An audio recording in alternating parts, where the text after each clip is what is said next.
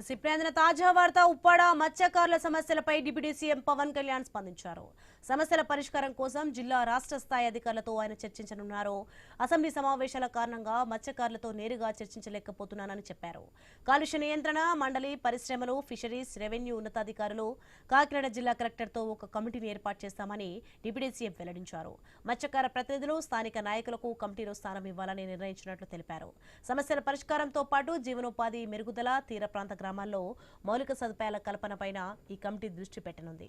ఇక మత్స్యకారుల సమస్యలను అధ్యయనం చేసి అమలు చేయదగిన సిఫారసులతో కూడిన నివేదికను డిప్యూటీ సీఎంకు అందజేయనున్నారు.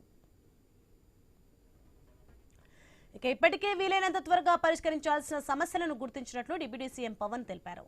మరణించిన 18 మంది మత్స్యకారులకి సంబంధించి వారి కుటుంబాలకు చెల్లించాల్సిన బీమా మొత్తం చెల్లింపు, ఉప్పాడ ఫిషింగ్ హార్బర్ దగ్గర దెబ్బ తిన్న పడవలకు నష్టపరిహారం చెల్లింపు అంశాలపై అధికారులతో చర్చించినట్లు వివరించారు.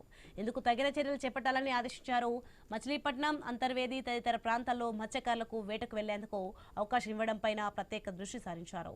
ఉప్పాడ మత్స్యకారుల సమస్యలను సీఎం దృష్టికి తీసుకువెళ్లి పరిష్కారం దిశగా కృషి చేస్తానని పవన్ కళ్యాణ్ వెల్లడించారు.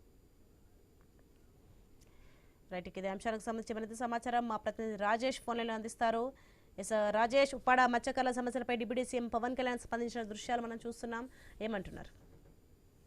Thank you Soni. కాకినాడ జిల్లా పిఠాపురం ఎవరైతే డిప్యూటీ సీఎం పవన్ కళ్యాణ్ ప్రాతినిధ్యం వహిస్తున్న పిఠాపురం నియోజకవర్గం ఉప్పాడ కొత్తపల్లి మండలంలో వారు అంటే మత్స్యకారులు ఎవరైతున్నారో వారి డిమాండ్లు ప్రభుత్వం తక్షణమే నెరవేర్చాలని చెప్పి రోడ్డెక్కిన పరిస్థితి. అయితే తీర ప్రాంతంలో ఫార్మా కంపెనీ నుండి సముద్రంలోకి విడుదలయ్యే రసాయన కాలుష్య వ్యర్థాల కారణంగా మత్స్య సంపద నాశనం అవుతుందని, తమ జీవనోపాధి కోల్పోతుందని చెప్పి మత్స్యకారులు అయితే రోడ్డెక్కారు. అయితే ఈ రోజు చూసుకుంటే దానికి సంబంధించి వంట వరపు కార్యక్రమం కూడా వారు చేపట్టిన పరిస్థితి. అయితే తక్షణమే పరిశ్రమల నుండి వచ్చిన రసాయన వ్యర్థాలు ఏవైతే ఉన్నాయో సముద్రంలోకి విడుదల చేయకుండా నిలుపుదల చేయాలని చెప్పి వారైతే నిరసన చేసిన పరిస్థితి కనబడింది. అయితే ఏవైతే అంబేద్కర్ కోనసీమ జిల్లా తొండంగి మండలంలో వారికి అంటే సంబంధించి ఇస్తున్న ఏవైతే ఉప్పాడ తీర ప్రాంత మత్స్యకారుల కుటుంబాలకు కూడా ప్రభుత్వం నష్టపరిహారం అందించాలని చెప్పి వారైతే డిమాండ్ ప్రెస్ చేసిన పరిస్థితి కనబడింది. అయితే తీర ప్రాంత గ్రామాల్లో ఉన్న ఒక్కొక్క కుటుంబానికి ₹150,000 నష్టపరిహారం ఇవ్వాలని చెప్పి వారైతే మత్స్యకారులు అయితే డిమాండ్ చేసే పరిస్థితి కనబడింది. దీనికి సంబంధించి ఇప్పటికే ఒక్కసారిగా వారు రోడ్డెక్కిన పరిస్థితిలో